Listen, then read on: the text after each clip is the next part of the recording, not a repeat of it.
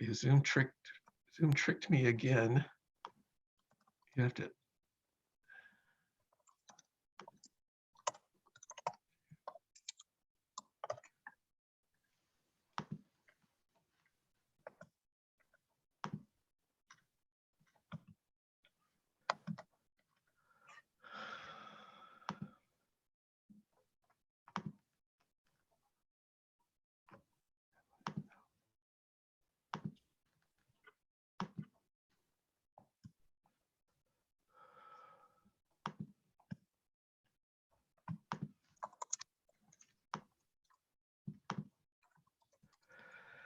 Okay, welcome everyone. So now that I've figured out how to properly share the title slide, we'll get started. I hope you all can see it. Let me give you a quick overview of today's agenda. And so this is a day we're really focusing on community-led climate action. For a few people who are new to the movement, I'm going to give a very brief overview of who you've joined today. But our real purpose today is to distill our collective experience in climate action. And we'll hear from World Bicycle Relief and Professor George Ordero Outa, who is he's the Deputy Secretary General of IDEA for Africa. We'll learn about that.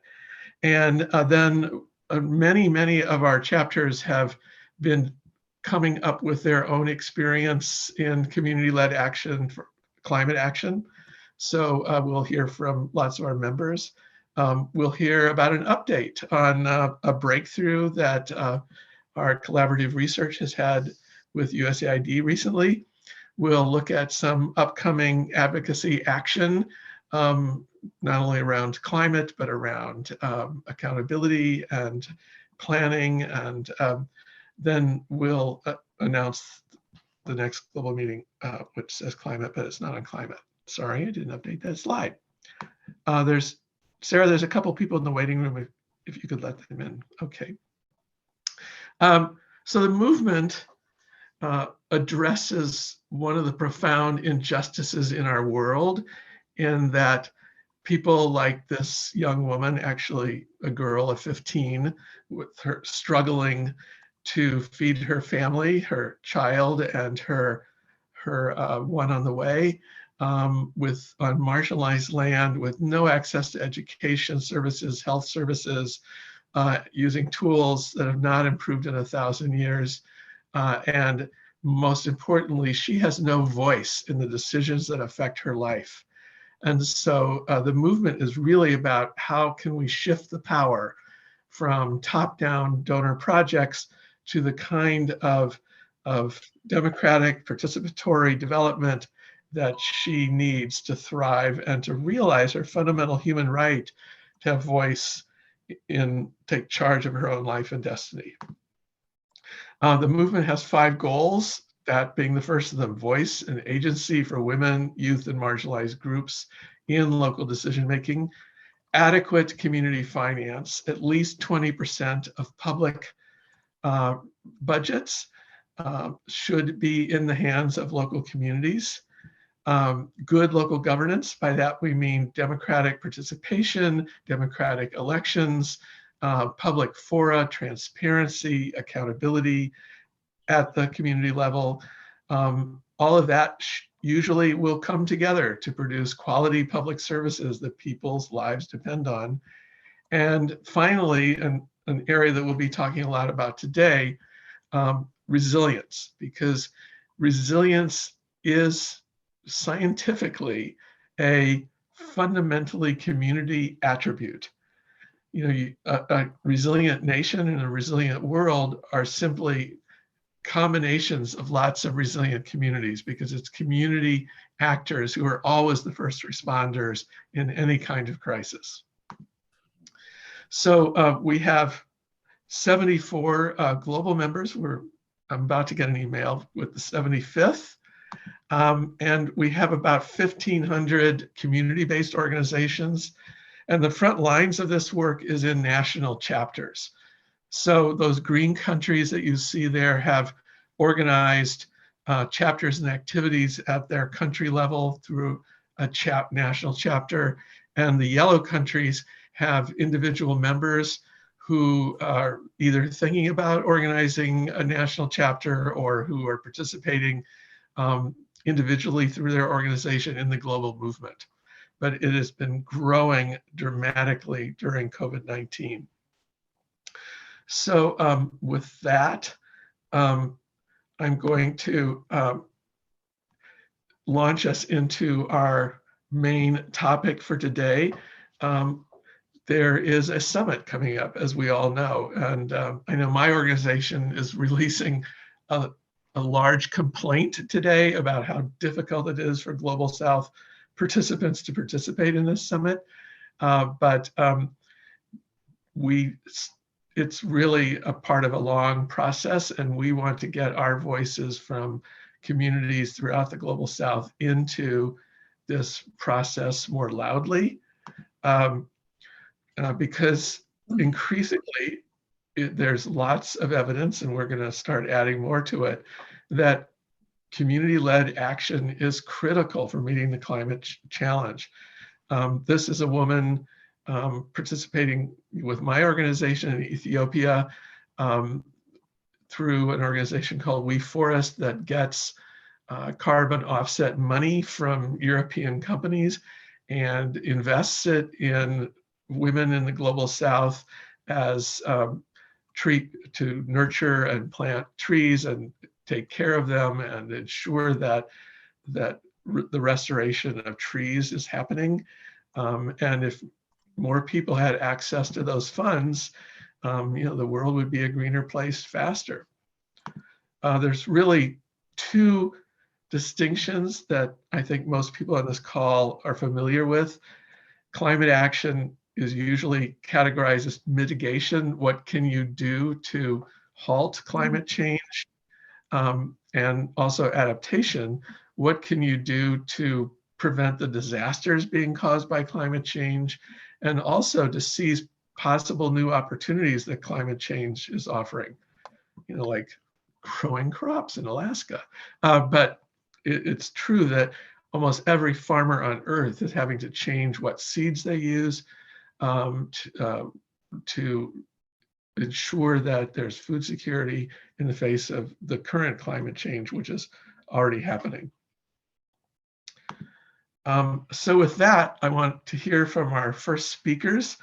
World Bicycle Relief, as a personal guy who has not owned a car since 1984 and who uses a bicycle everywhere, I am really in favor of bicycles, not only to reduce greenhouse gases, but it's also a very healthy thing to do.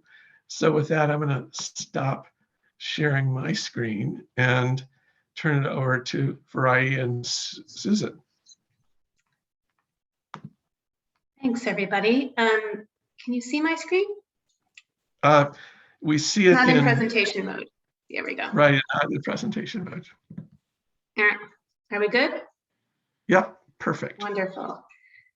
Thank you so much for having us. This is really exciting. We have partnerships with local organizations, community organizations at the heart of everything that we do, and it's really a pleasure to engage with this group, which I've been looking forward to for some time since I made a Hunger Project connection a while ago. So really appreciate being with this group on behalf of myself and Farai.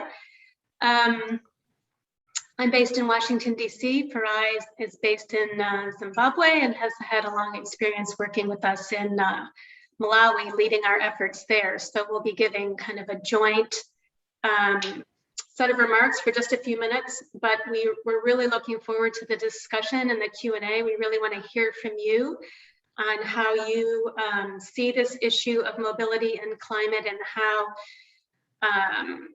you're seeing the opportunities change as the climate situation changes. And if there are areas for potential collaboration, we would love to follow up and hear from you. So thanks for being here today. We're an organization that was really founded on the idea that people have a right to mobility, the right to move around themselves and goods and services.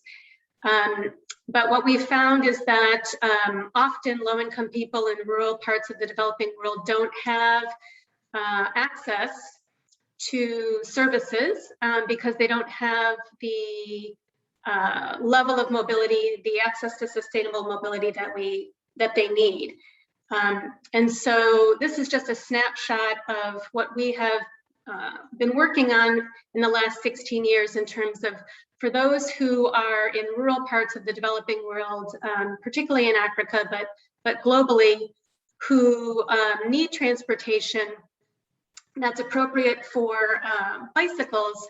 We have distributed over 600,000 bicycles around the world through a retail network, through a for-profit social enterprise, and through our nonprofit arm that provides bicycles to those who can't afford them in programming. We're going to share a couple of thoughts and evidence around that approach, and that approach is all founded on working with local communities to understand what they're saying their needs are around mobility, and that need has just continued to deepen in response to the climate crisis. When we think about the SDGs, we think about how mobility impacts across all of them, especially the first 6. But if you take a look at this image, I'm sure it's the same kind of image that you encounter every day in your work with local communities. But it's very interesting to realize that mobility as a human right is not part of the SDGs. Access to mobility is not embedded in any meaningful way in the SDGs. So contrary to kind of energy being available to all, energy access, rural mobility is really only embedded in one transport metric around people's access to roads. But there's no focus across the SDGs in any meaningful way on rural access through improved mobility.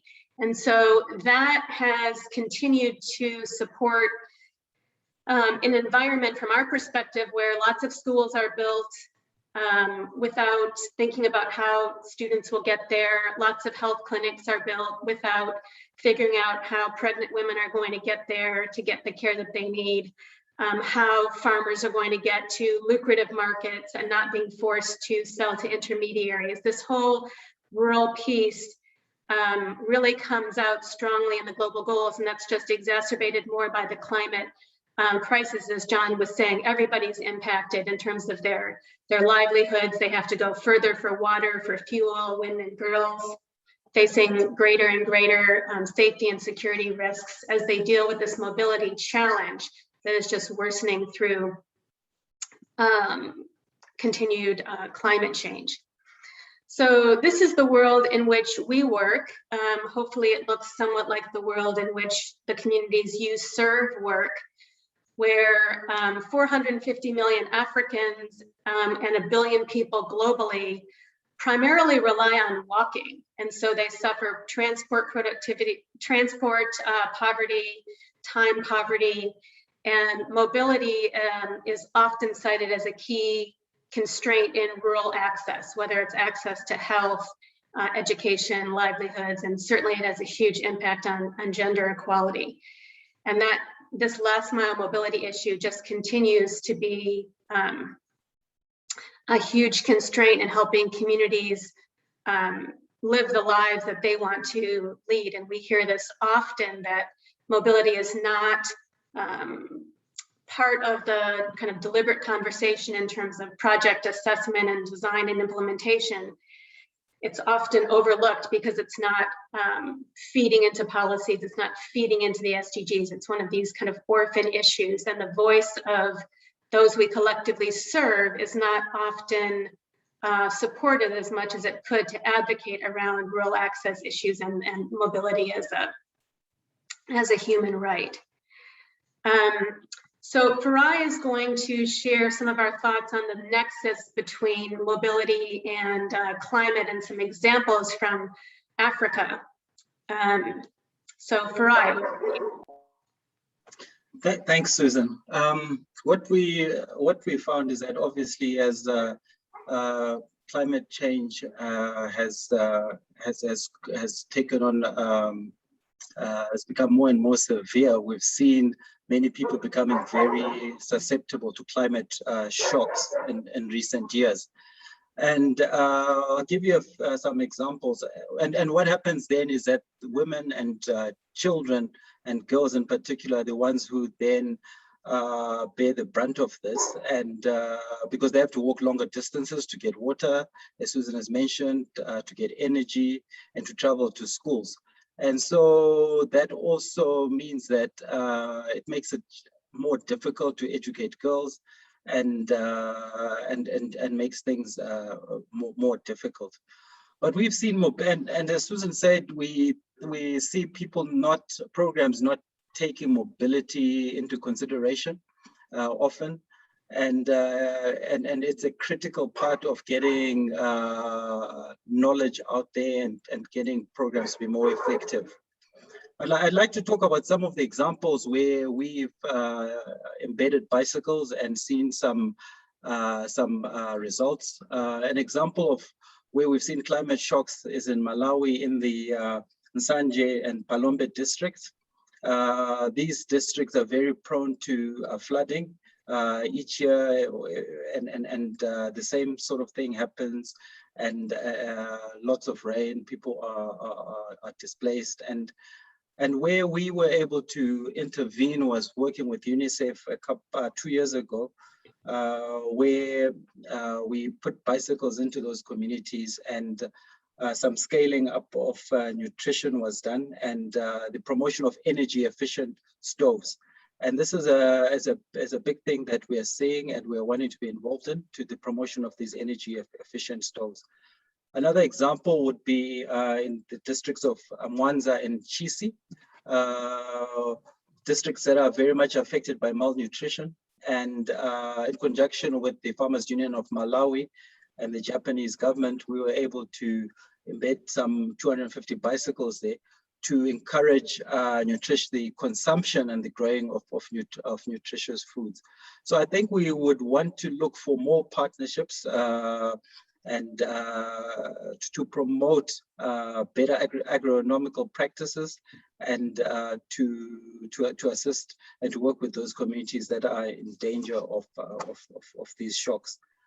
Sorry, so if we can move to the next slide.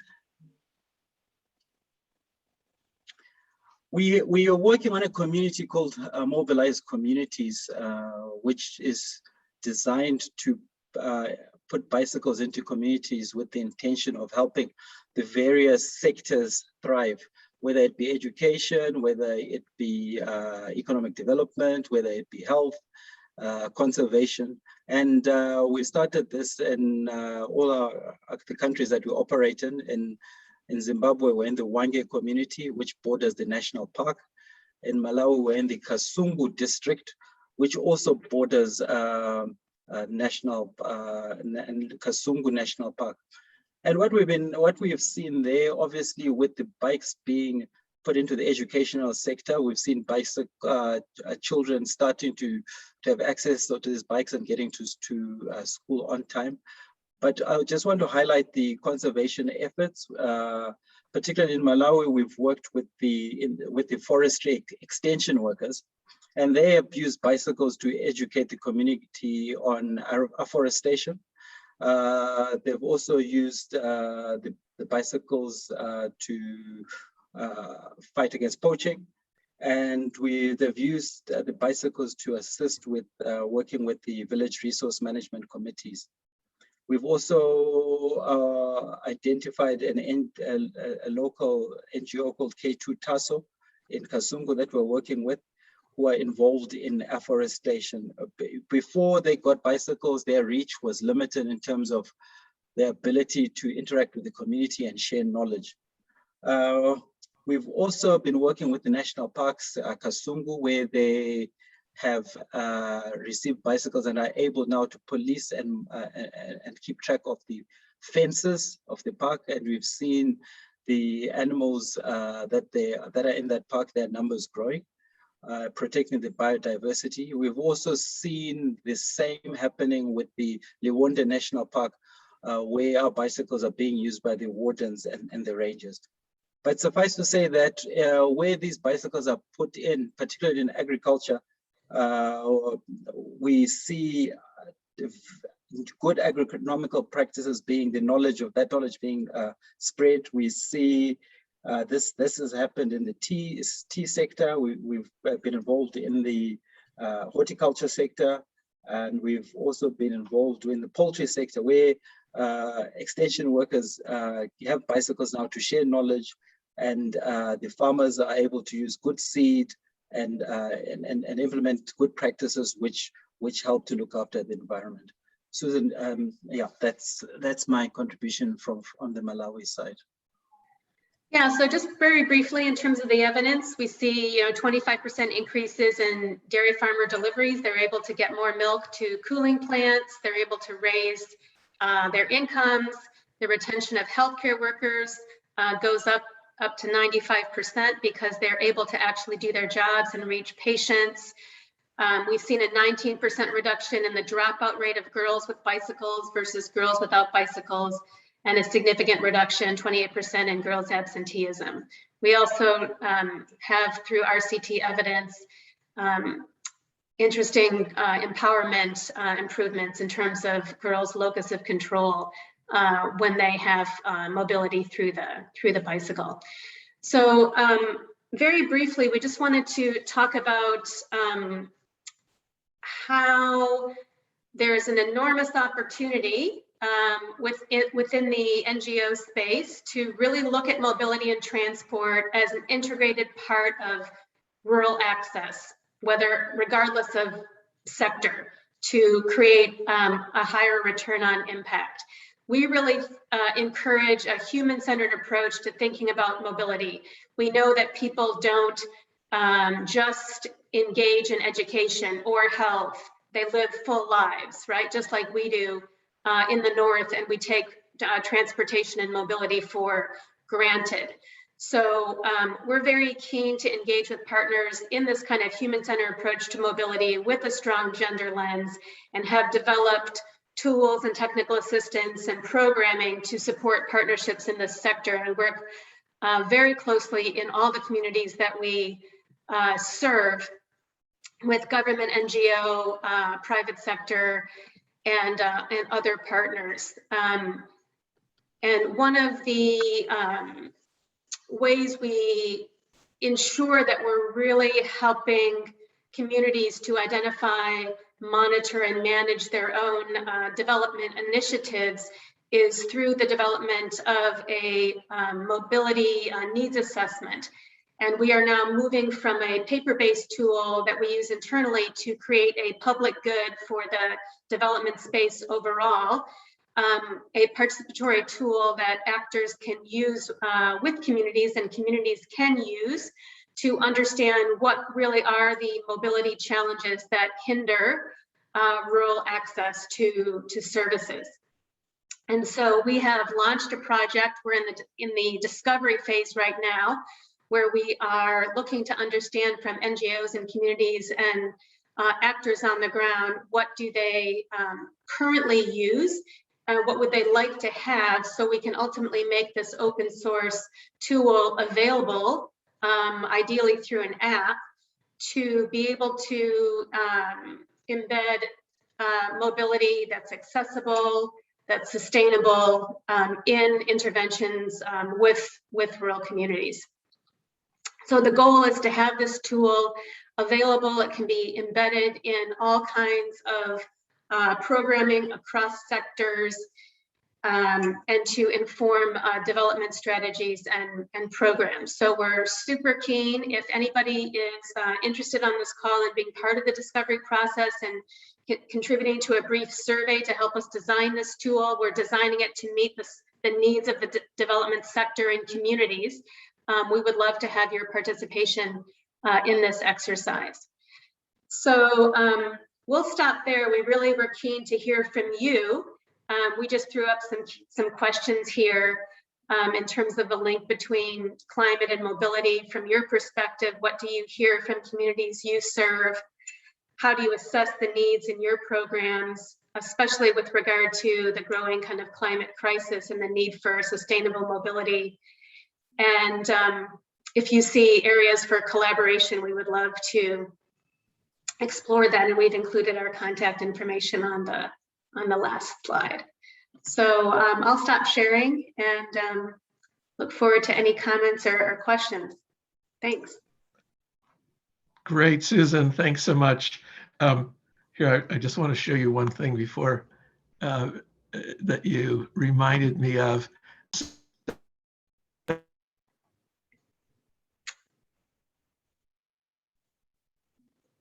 I'm not hearing you, John, if you're talking, but I love the visual. Oh, so, yeah, this new version of Zoom seems to always mute when you start sharing. It's annoying.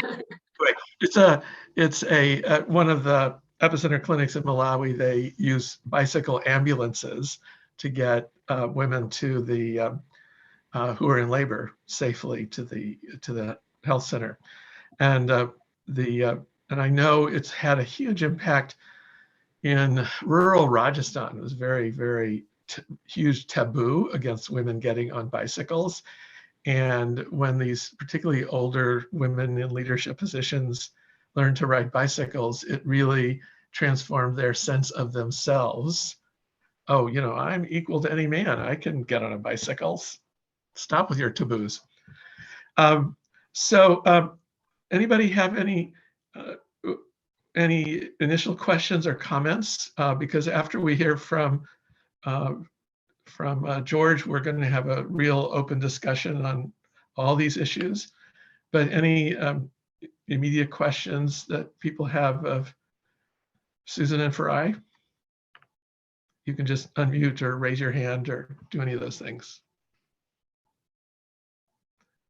And if not, we'll just go to our next speaker. Question. Oh, please, about, go ahead. Pardon? Please. Yeah, maybe just a quick question bouncing off what John was just saying, like about the integration of women, inclusion of women, if it's been difficult or not. And I believe there could have been challenges. So how did you overcome the challenges to enable the women to be included in the projects for their sustainability and all? Maybe I can kick off and Farai, then you can jump in. Yeah, so we definitely have social norms in different countries that are big issues. We try to focus on places where through collaboration with partners, particularly communities themselves and local leaders, those can be, we believe those can be worked through, and try to focus on those versus say going to a northern Nigeria, for instance, where there isn't a cycling culture and there are so many other dynamics. But that's not to say we don't have gender issues in the communities that we are in. We definitely do. Farai can speak to those. We do a lot of community engagement before we do anything with communities, before we even get to the needs assessment. Part of our model is what I would call a community governance type engagement mechanism called the Bicycle Supervisory Committee, but it's basically leaders coming together to understand the distance challenge, understand what that means for boys, girls, men, women, with representatives from men and women in the community, to then create that space to figure out who has the challenges, how can they be addressed, how can they be supported, et cetera. We do a lot of work with education as the root of what we do in a community, and it's a lot easier to deal with those gender issues and mobility with regard to girls versus women. And so you start seeing those empowerment impacts. You start having the bicycle used not only for education, but used for other things in the household. And you start having different dynamics in the household as people see what can happen if women are empowered with the bicycle. But that doesn't mean that it is a non-issue. It remains a really big issue, which we continue to try to deal with local communities. Farai, do you want to speak more to that? As Susan, as you've said, because we've been operating our education programs for at least 15 years in some countries, I think, and we've always had the target of getting 80% of the bikes into the hands of girls. I think over 15 years or so of doing that and working with people who are young, you begin to get a culture of women riding bicycles and it being not seen as something unique. And yeah, so that's one thing. I think the fact that they're getting to ride at a younger age, and we do promote in these bicycle supervisory committees. We do promote that the inclusion of women in the bicycle supervisory committees, and we are also training mechanics, women who are mechanics as well. So in our ways, we are slowly breaking barriers, but with the community on board, and it's a process. Great. Arthur, over to you. Thank you very much, John. Susan and Farai, great to hear your presentations. Always a big fan of World Bike Relief since you last came to Malawi for a presentation. Farai, good to see you as well after a long time. My question to you is looking at Africa as a continent. The president of Malawi at the moment is attending the COP26, and he was asked questions on one of the TV channels in terms of what are the SADC region looking at in terms of contributing to the COP26 strategies coming up. So as an interest to me, listening to your presentation, where is World Bike Relief looking at in terms of within the SADC region? Because I need to just get more information, and I'll probably be in touch with you more later on. But are you in the entire SADC region, and are you going to be making this a priority for World Bike Relief to try and contribute to the COP26 within the SADC region? Thanks, Arthur, and good to see you too. Yeah, so we are currently in Zambia, Kenya, and Malawi, looking to expand our work within the region. We're also in Colombia, but we're definitely looking for opportunities to expand our work where we see a cycling culture, and we feel that we can make a difference. And the work is, we're seeing a real need for bicycles, particularly in livelihoods and in agriculture across all the countries. And I think that's something that we can help promote, particularly in, like I say, with extension work. And we are in an agricultural area, the SADC region, whether it's Zambia, whether it's Zimbabwe or Malawi. And if we can get, one of the things is we all need to get more girls in school. We all need to improve agricultural practices. And so hopefully more bikes we can get out there, the more traction we can get on these things. And we're definitely looking at where we can expand, where it makes sense. Susan, I don't know if you want to add anything. No, I just put in the chat that through our for-profit social enterprise, we collaborate with NGO partners across Africa and Latin America to provide bicycles and potentially technical advisory services around some of the elements of our program model. But then our footprint in terms of our programs that we described are in the countries that Farai mentioned. But thanks for the good questions. Thank you. Okay, well, I'm going to turn now to Dr. George Outa, who, as I mentioned, is the Deputy Secretary General of he's a professor, and he's Deputy Secretary General of IDEA for Africa, the Institute for, I think, Development and Leadership for Africa. I hope I have the initials right, Dr. George. So please, over to you on how you see residents of communities taking action for climate, for adaptation and mitigation. Oh, thank you very much, John, for your kind words. I hope you're hearing me and that the connectivity won't be much of a problem. but permit me to spend about 5 or 7 minutes just giving you some scattered thoughts. And I'll apologize in advance for my tardiness about this because first of all, I had no clue what sort of audience to expect, but I hope that my little intervention will make some difference, basically anchored around our theoretical understanding of community-led climate actions, given that part of almost my entire life, the last 34 years, I've been practicing more as an academic than anything else. So I hope you can see my little screen. Let me see if it can come up. Are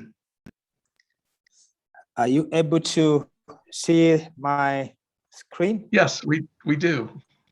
We see, it's not in presentation mode, but we see it clearly. Okay, let me see if, okay, last slide show. Yeah, okay. Perfect.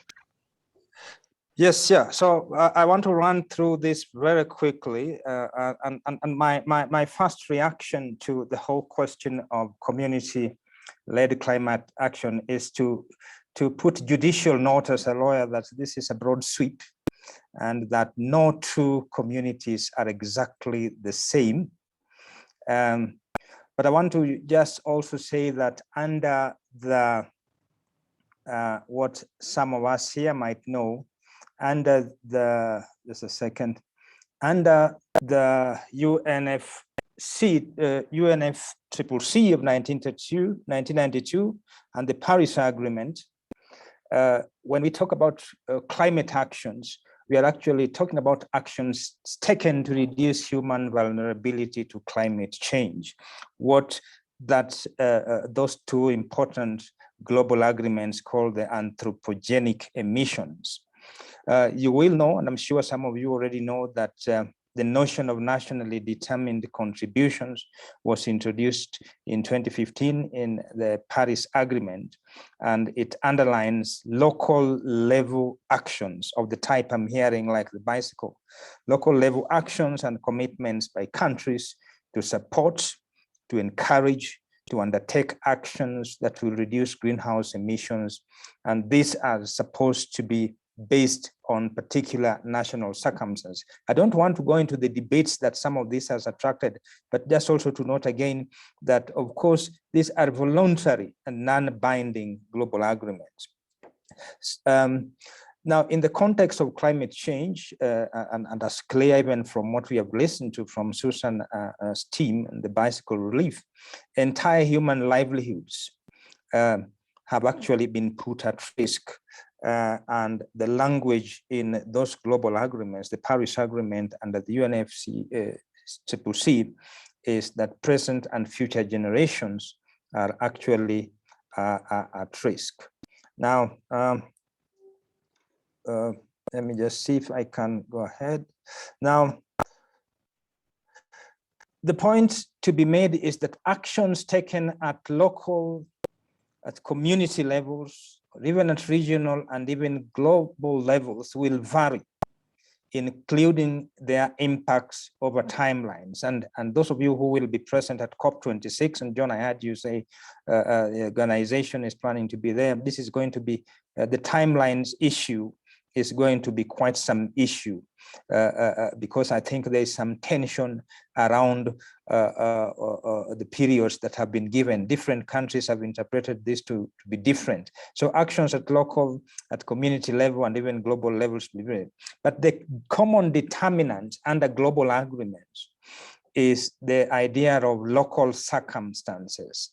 That is, whether a particular least developed country has prioritized the issues into their planning, into their policies and budgeting, and also adapted the inclusive approach, particularly collaborative approaches. And as I've rightly heard, even in the form of the presentation we've had, gender sensitive and inclusive approaches that involves everyone. So local circumstances must be taken into account if you are to have effective community-led actions. Now, both the UNFCCC and Paris Agreement talk about common but differentiated responsibility, which has been commonly interpreted to mean that Annex 1 countries, like your country, John, will have to bail the non-Annex 1 countries since the industrialized countries, the so-called Annex 1 countries, are the big emitters that have led most of our LDCs to be most vulnerable to the vagaries of climate change. Of course, this is debatable, as I hope to just say in a minute. Now, I hope you'll forgive me if I'm preaching to people who already know about some of these things, but this is really the global framing around some of these things, and hence the COP26. Some of us may know that there are various global arrangements that are already in place to support adaptation and mitigation at local levels, particularly in the least developed countries.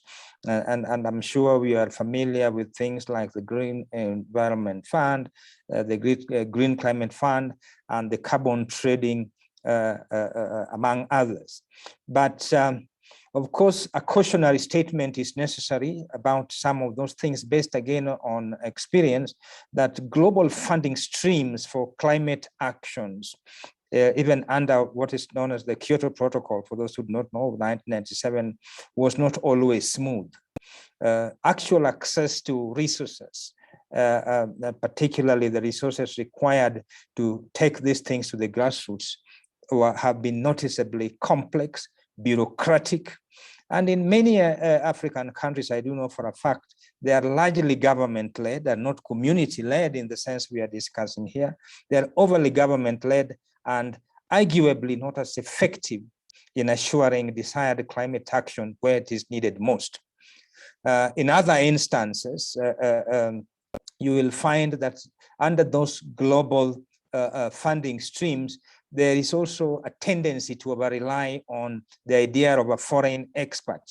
And as some scholars have said, this leads to poorly designed adaptation approaches, or what some people call retrofitting, if you over-rely on people who are not on the ground.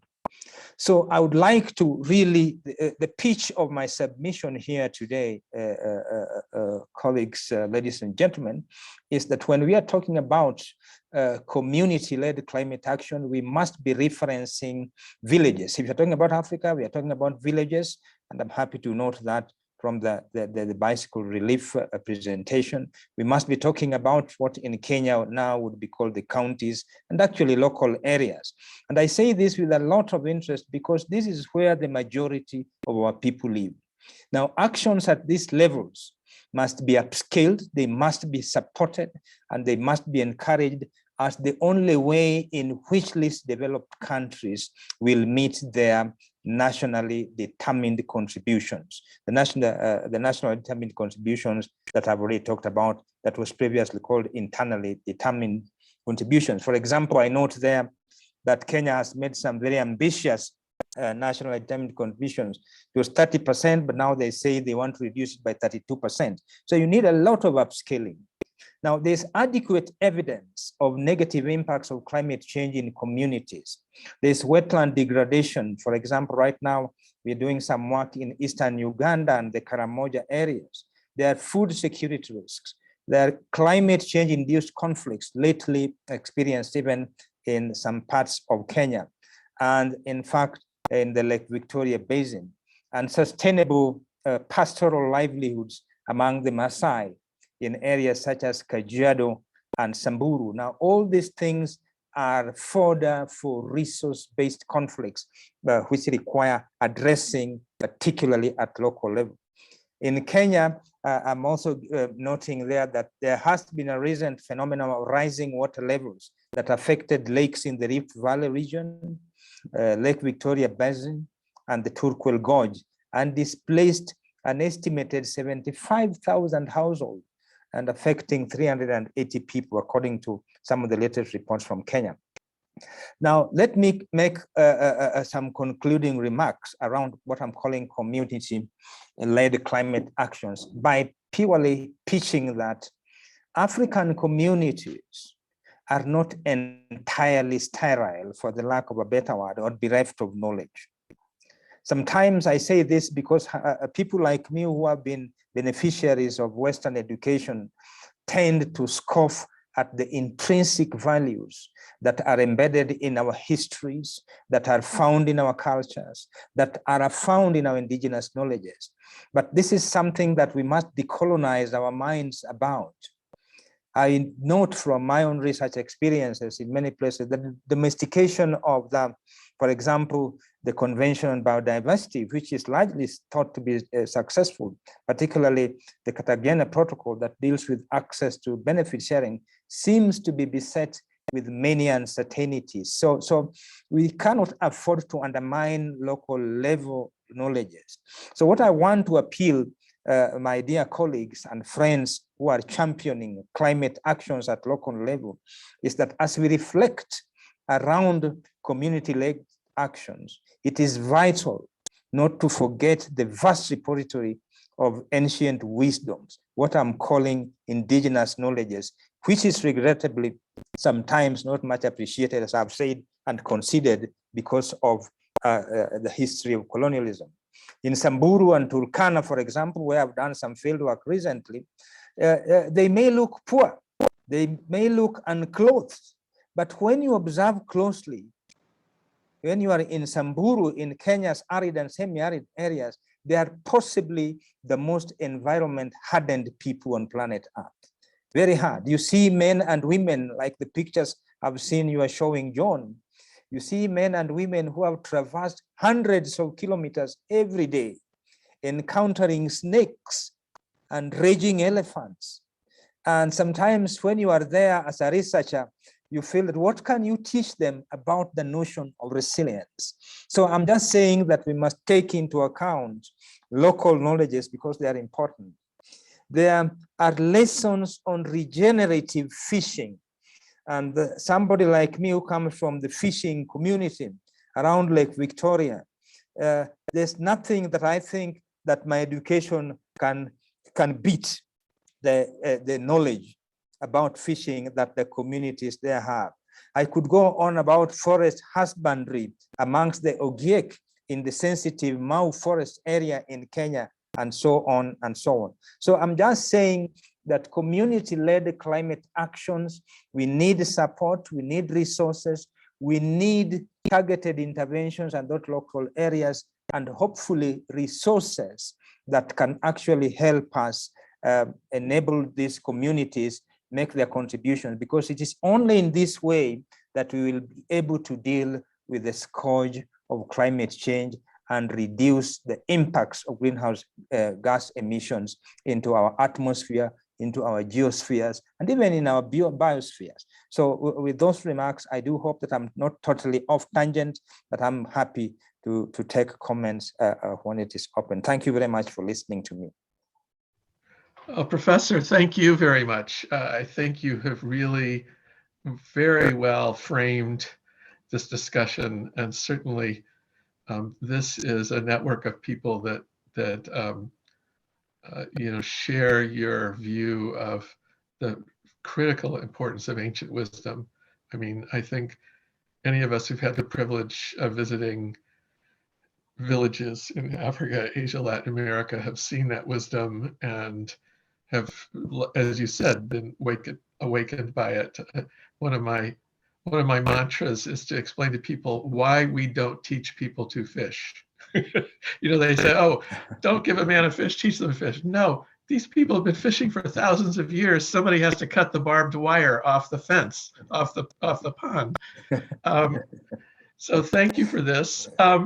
And we are going to open the floor. I had asked, I'd invited our colleagues from around the world to bring their contributions to this discussion.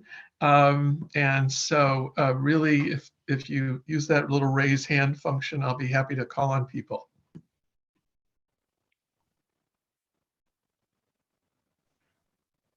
And so far, I don't see any raised hands.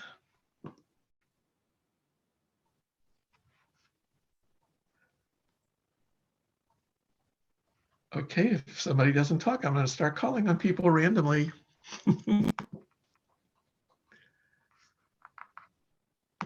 Hi, What do you John. call it? Hi, Deanna. Maybe I can start. Yes, please. What I wanted to share today is something that the Hunger Project has been working with for almost 2 years.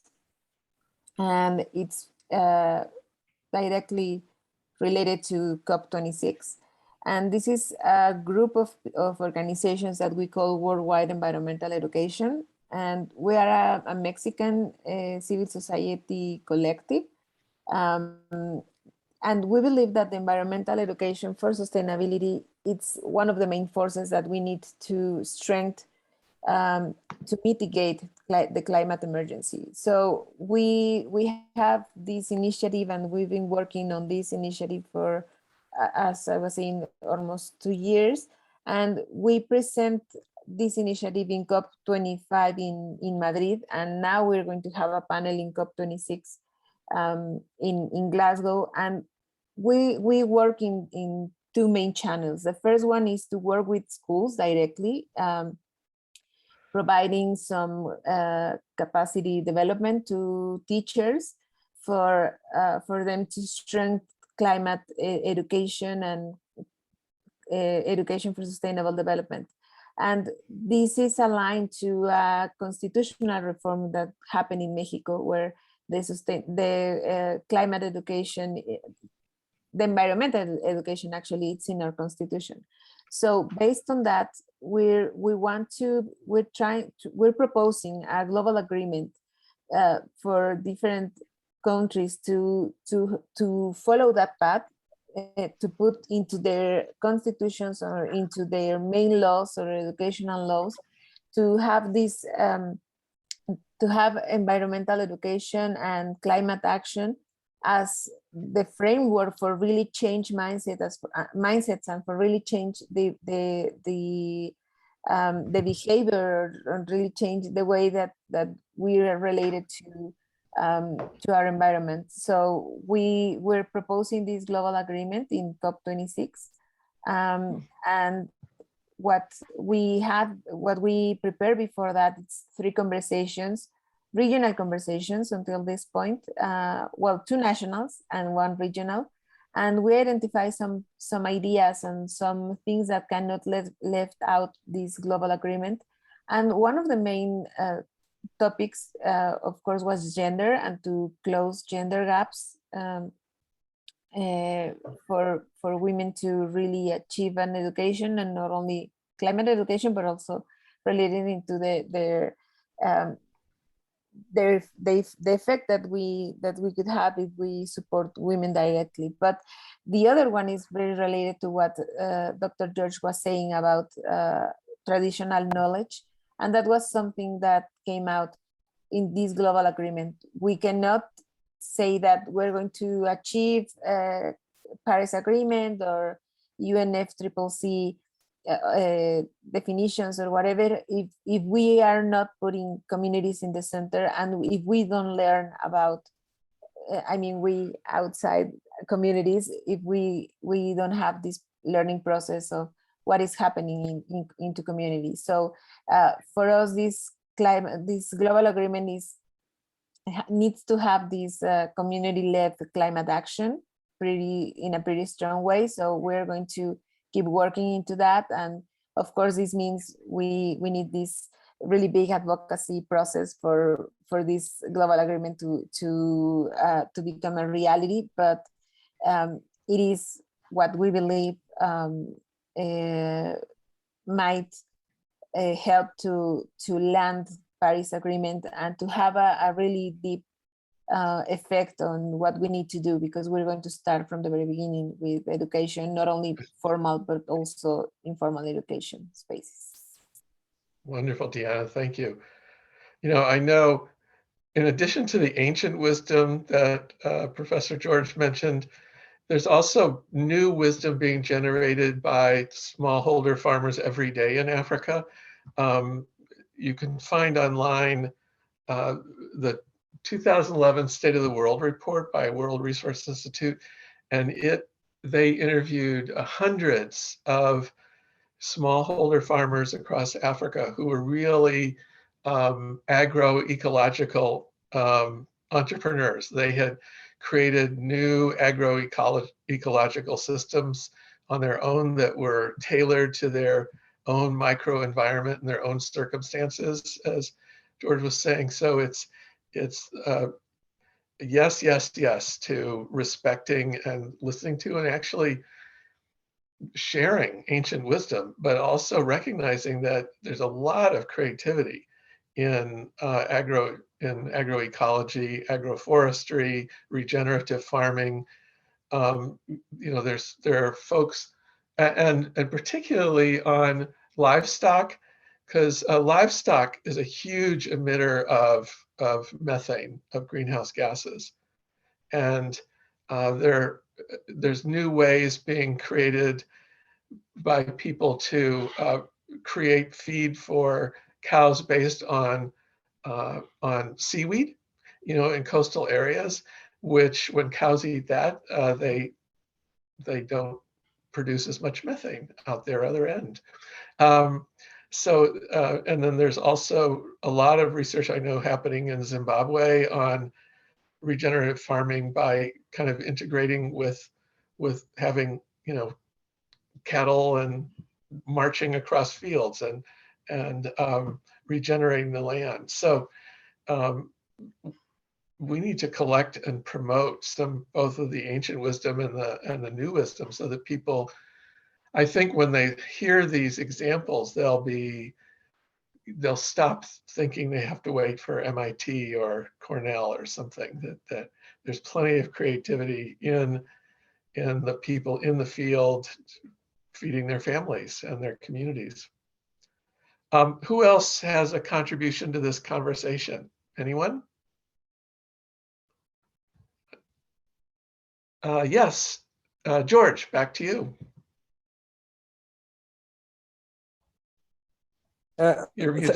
Thanks, John. Thanks, John.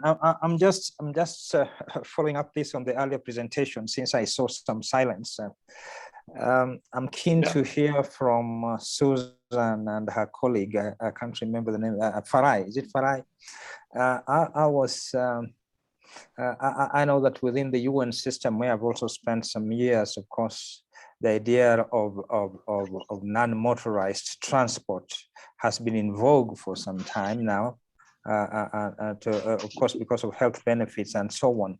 But I'm wondering what the longer-term vision at community level is for the World Bicycle Relief, given that of some of the transport and market needs might be a little bit more sophisticated.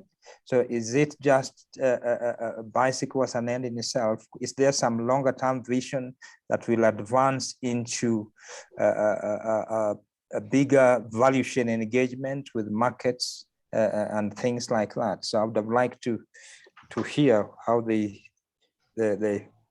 factor this. Yeah, I don't know if I'm clear. I think you're clear. Fry, do you want to kick off, and then I'm happy to jump in?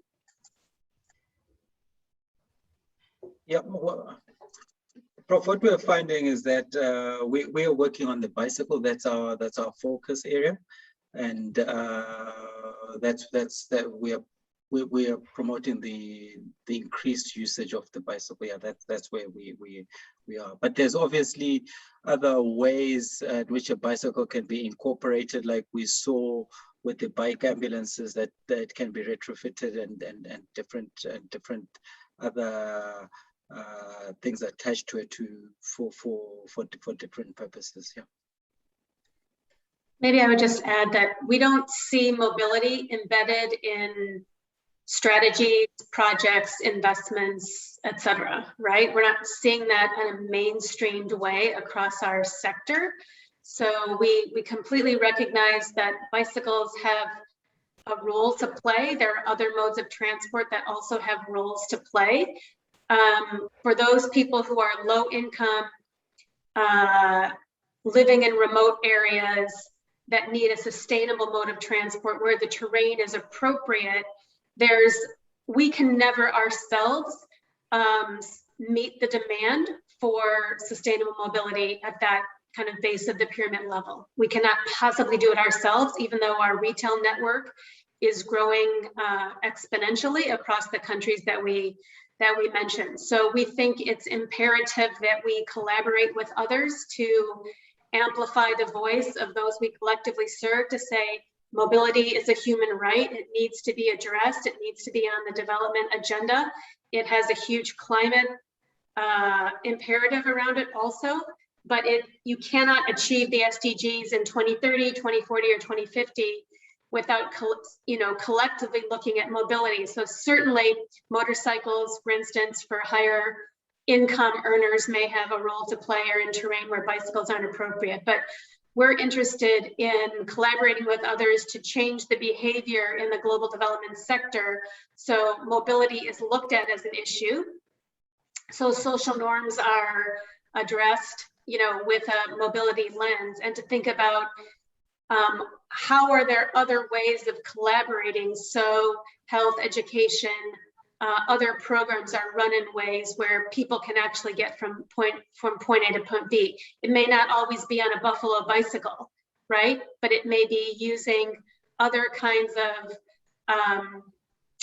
tools and incentives to get attention focused on this. So I mentioned the participatory mobility needs assessment is one way, right? Like, let's get communities to be able to more easily articulate their needs to the partners with whom they work. Another intervention we're working on now, starting in Zambia, but going across our countries, is financial inclusion. A big reason why people can't access transport is because they don't have flexible financing, and MFIs don't provide it. So we are looking to figure that out. So lower income people, particularly women, but in general, can pay over time and get access to high quality mobility. So we're looking for partners to join this effort on the advocacy side, on the financial inclusion side, in addition to, expanding our own kind of direct intervention. Thanks for the really good question, and I really enjoyed your remarks also. Thank you very much. Thanks. Gustavo, you have your hand up. Is over to you. Thank you, John. Well, sorry, I'm sorry. Regarding to Professor Outa said, I was thinking about how this, and in relation to our job, ISP job, here in Latin America and other regions in the world, it's all connected. It kind of reminded me how those things are related to a world into everything is turning to a commodity.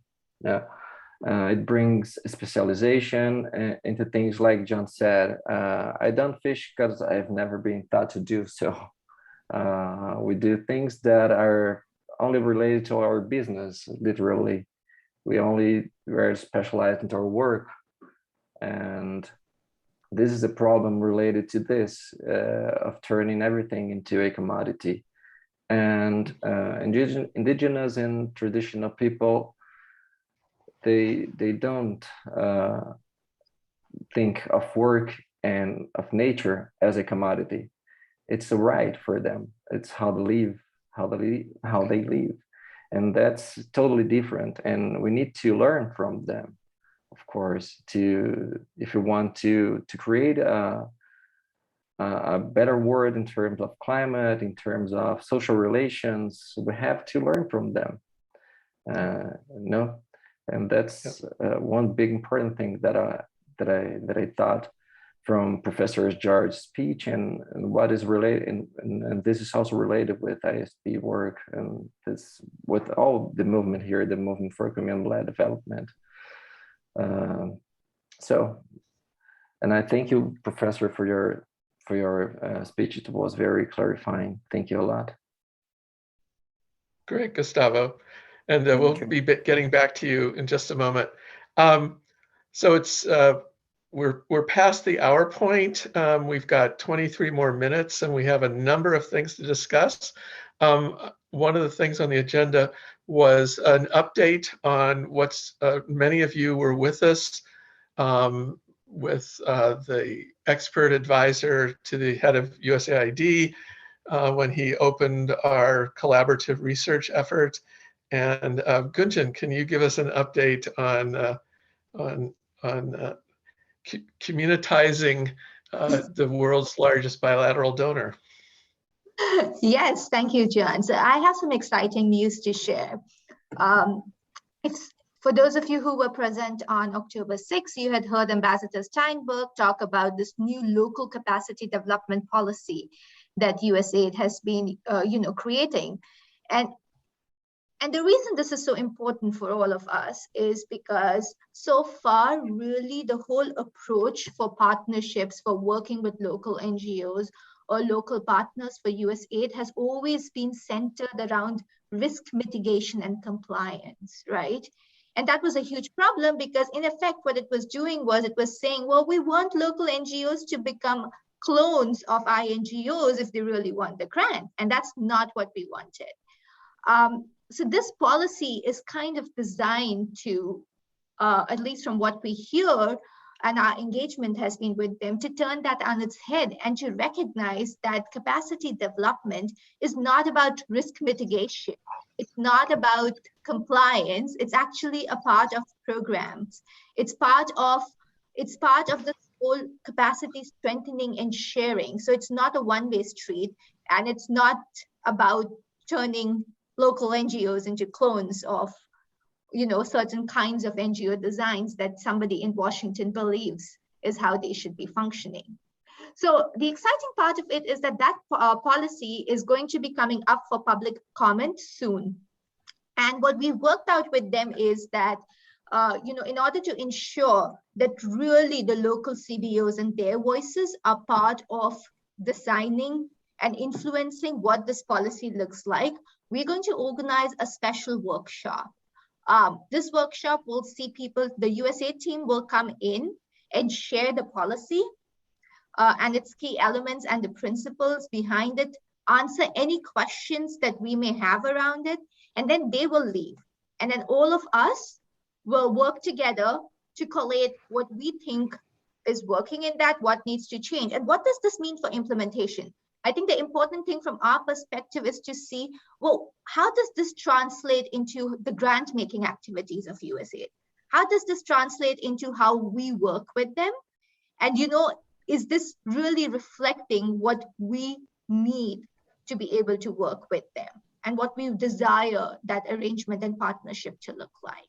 So it is a fabulous opportunity. Now, this was going to be released, and some of you may have seen that we had actually shared this with the national chapters. This was going to be released next week, but there is a delay from what I understand, and it may only happen later in November. We will keep you posted as soon as we hear this. We will need to organize the event at very short notice. So the actual event will probably be organized at 3 or 4 days notice, and we will circulate the policy to you and all details as soon as we receive it.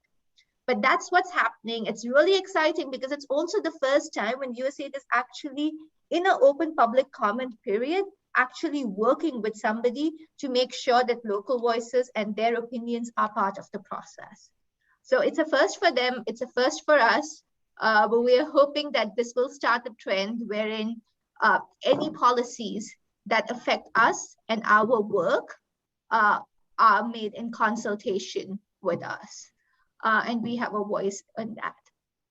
So I hope all of you will be able to participate in that. You will be able to bring in colleagues who may really have something to contribute and talk about and say in this. And we'll share details as they come along.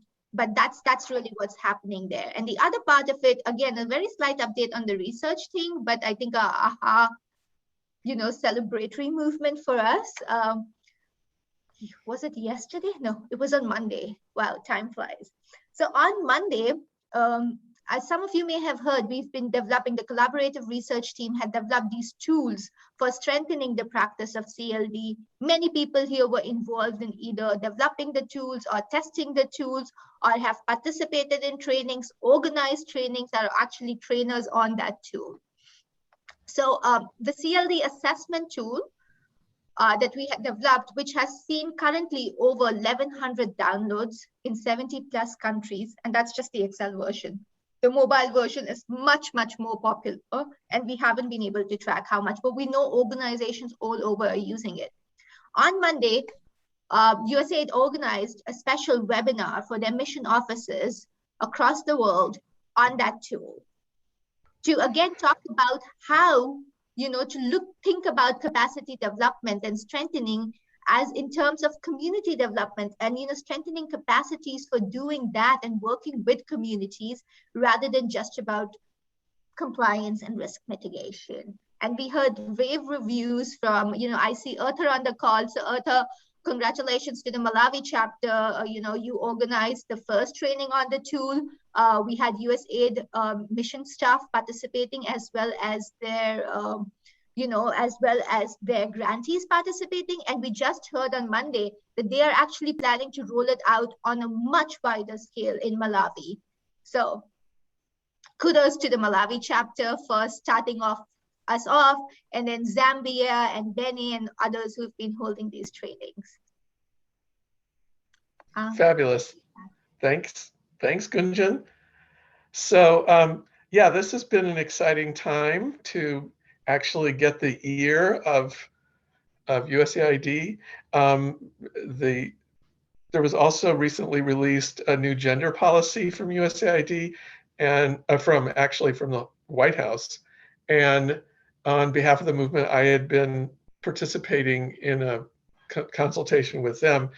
And I requested that the one thing that would be most revolutionary would be to mandate that all the agencies implementing this strategy actually regularly listen to grassroots women's movement and shape their programs to reflect the voices of these women's movements. And they did include that in the policy. So little by little, we're chipping away at these big forces in our world that either will help or hurt the basic human rights of people to take charge of their own lives and destinies. I'm going to throw up a slide here briefly. I can do it without losing my voice. Okay, Chrome tab. No, don't share the audio. No.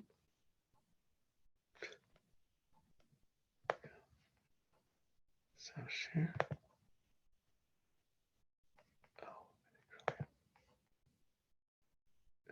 Yep, there we go. Okay.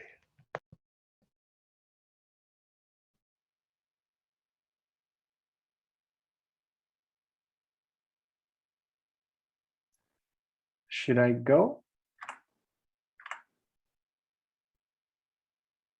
John?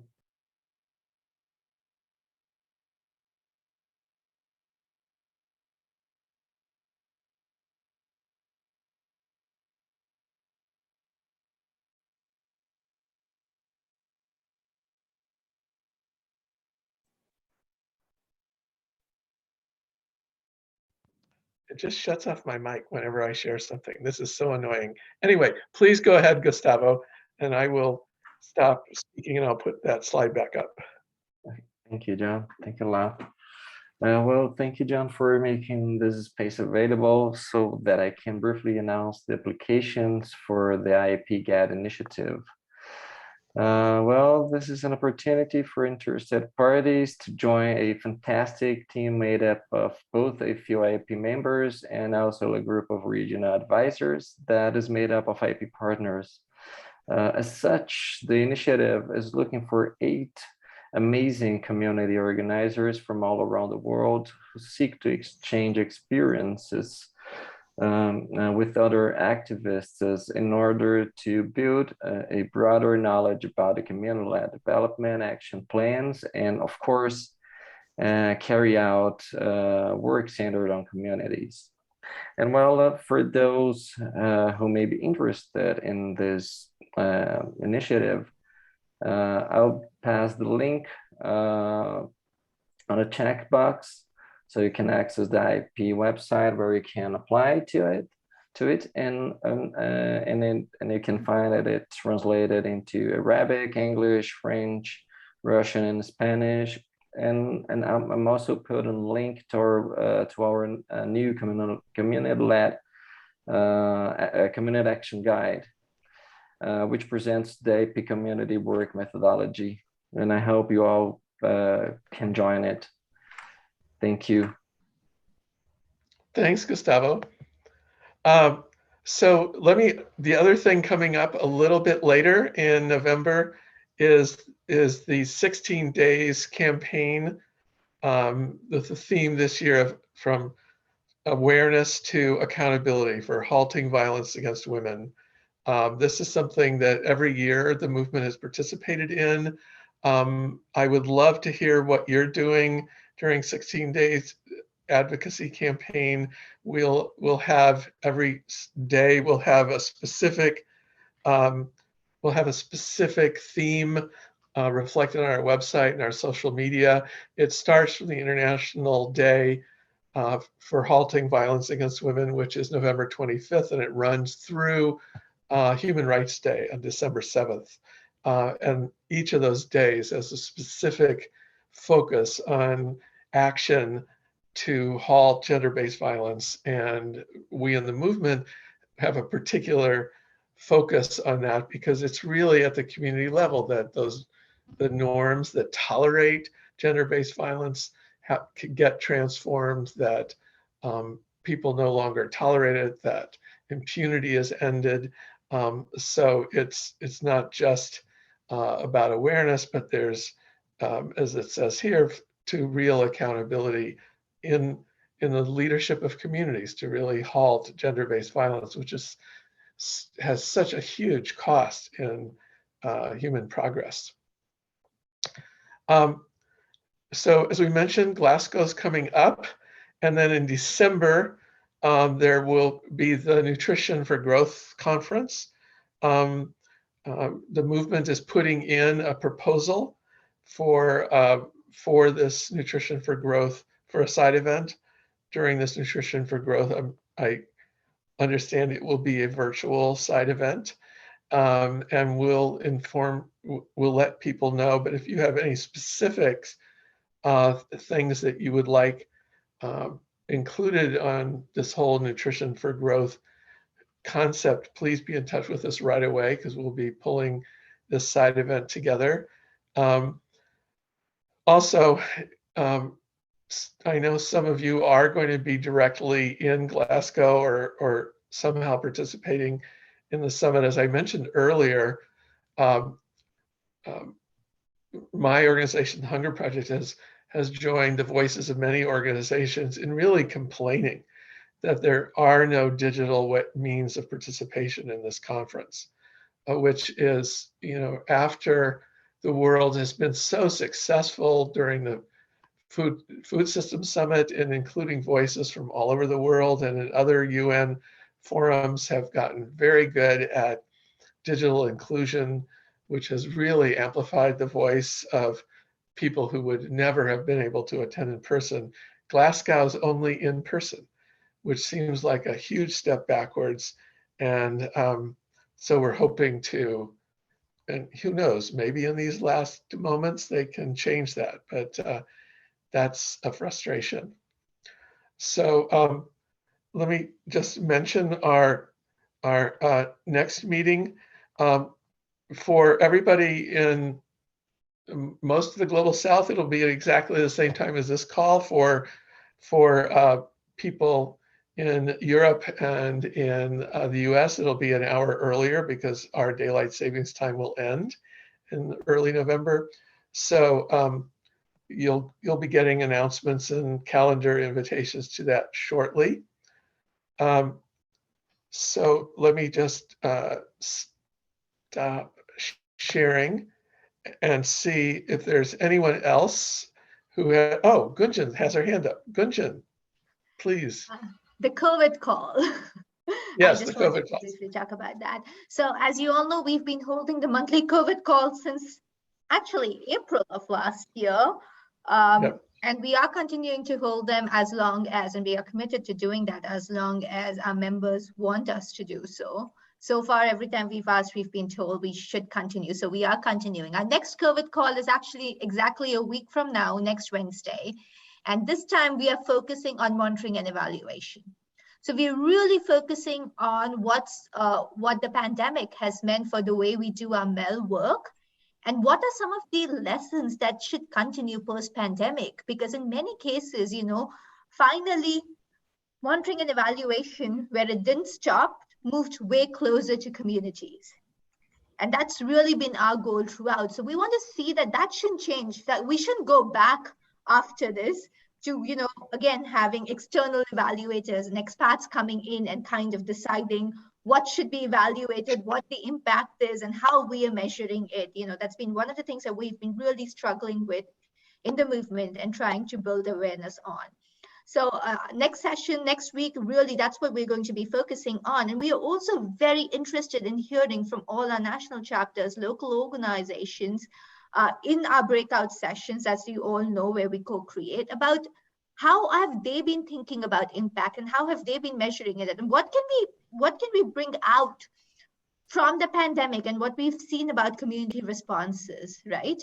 So in other words, we are trying to look at monitoring and evaluation frames beyond the traditional ones that exist, traditional MEL frames, to see how local organizations have been thinking about it.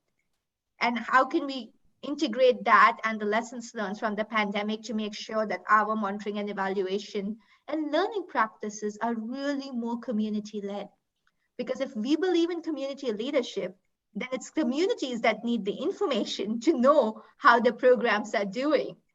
And so they should be part of deciding what information is needed for them to make those decisions. So yes, that's next week, and I hope to see many of you there. And if, again, like I said, if you would, as with all our COVID calls, if you would like to share, if you have, if you have ideas, if you have tools, if you have practices that have come up during the pandemic on MEL, then please reach out to either me or Nellie Mecklenburg, who co-facilitates these calls with me, and we would be very happy to have you share at the call. Thanks, John. Great. So we'll get out the links and everything for that call shortly after this call. And yes, the movement has a philosophy to the people, of the people, for the people. So the who should be in charge of data, community data, is the community. They own that data. And any other way of doing it is colonizing. So anyone else have any other business for this call before we close?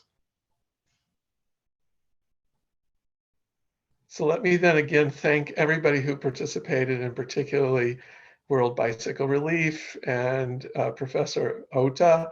It was wonderful having this framing, and I think we've all taken away some key messaging that we can keep amplifying. And Susan, did you have something else? No, I was applauding you. Oh, I have to learn these little symbols. Okay, well, everybody, well, thank you all, and we'll all be in touch soon. Thanks again. Thank for you now. very This much. was recorded. Thank you very much. We'll share it on the website. Thank you. Thank you. Thank you. Thank you. Thank you, everyone. Oh, great seeing you. Bye. Thank you.